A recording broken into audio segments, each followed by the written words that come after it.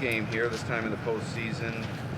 If things are going to be different this time around, what do you think you guys need to do in order to make things different this time around in the postseason?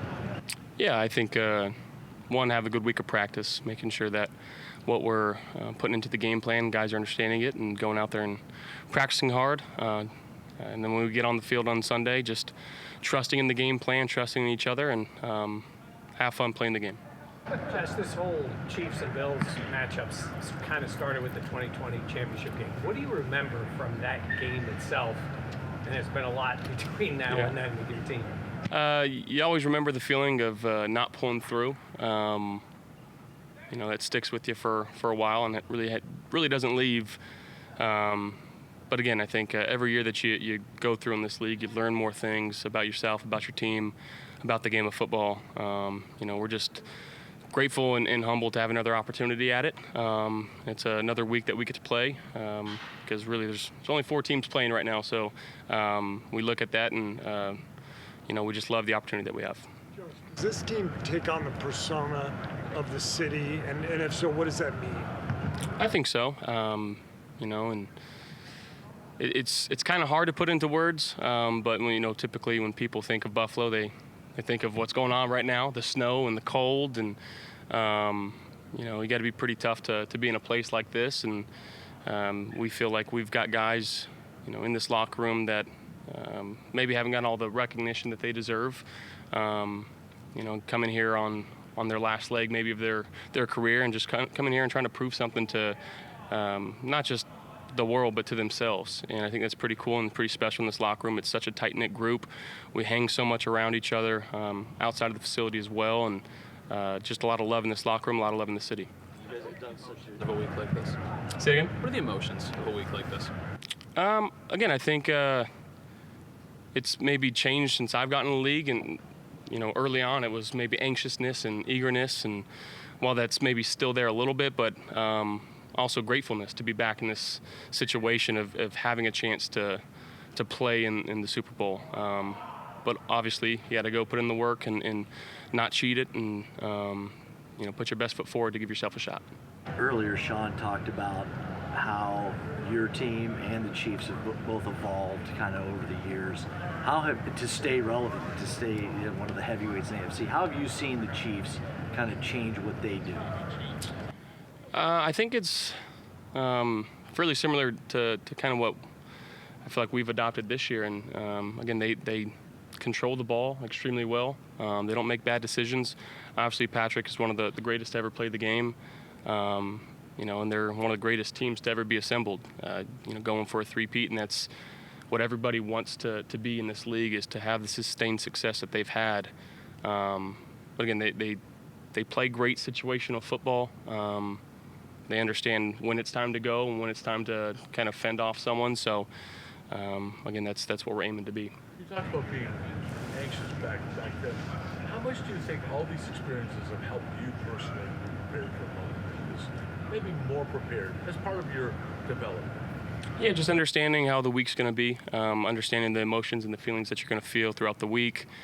When you're trying to sleep and that's all you can think about, because it's all I think about right now is just trying to put my best foot forward and win this football game. But at the same time, I've said this a few times throughout the year, of having a talk with Von Miller before the year and just being okay with whatever happens throughout the season. Sometimes the ball's going to roll the opposite way from you. Sometimes it's going to bounce into your arms, and just taking advantage of every opportunity that comes our way. And this is a fun game to play in, I'll tell you that. How big, Josh, does ball security become, especially in a game where you're facing a team that's kind of the mirror of yourself when it comes to maintaining the ball? Yeah, I think it's a huge aspect of the game. And there was a stat throughout this last weekend where the teams that got outgained all still won the game because they won the turnover margin. Maybe there wasn't one game, but that shows the importance of how much each and every drive matters in the playoffs, and that's something that I feel like I've learned throughout the years, is just making sure that, especially in the first and second quarter, let's not do anything to hurt ourselves. Give ourselves a chance in the third or fourth, and that's no different than now. And again, we just got to have a good week of practice, and it's going to come down to who executes on Sunday. Josh, how do you Josh, share? going off that, in the last drive, in the fourth quarter, 3 minutes ago, third down, you get stopped. There looked like there was a moment where you thought about lateraling the ball back to James Cook. Did that go through your head? No. Would young Josh Allen have done that? He would have done it, yes. It may have crossed the mind, but yeah, I didn't do it. Process in that moment when you're like, should I pitch it, should I not? Like, what goes through? I mean, there's a lot that goes through your mind in such a short amount of time. I felt like I was kind of being held up for 5 seconds where I looked at him and I saw him in position, knew how far he was away, also felt someone to the right with his hand kind of in the window where I would have to pitch it. And just, yeah, the good guy won over here, so. Josh, where has your leadership grown this season? I think maybe just the approach to the game that I have, and making sure that I'm, again, spending as much time in the facility as I can, and hanging with the guys as much as I can, but at the same time, being as level-headed in myself that I can be, and I think that's the most important thing that you can be as a leader is yourself, and that's all I try to be.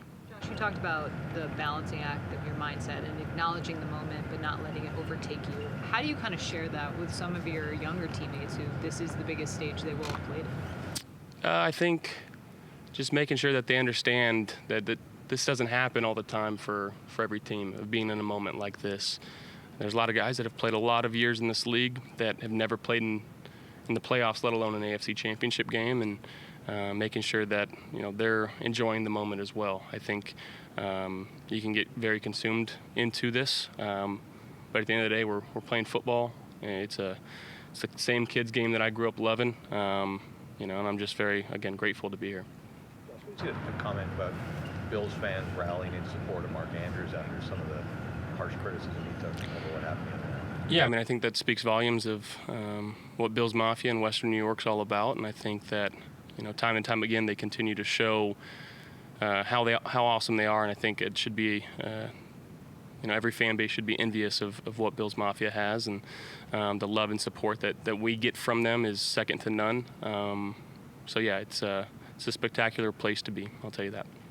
Familiarity can sometimes be a good thing, but I wonder, is it sometimes a bad thing? Does it sometimes become like, I don't know, maybe you're trying to overthink things because you guys have played them so often? Like, how do you approach playing a team that you've played more than like anybody else over the years? Yeah, I mean, I think it's like a division game. I feel like we've played them just as much as we've played the guys in our division, and with that comes familiarity, new wrinkles here and there throughout the game, but they know who we are, we know who they are, and it literally just comes down to who executes well on Sunday.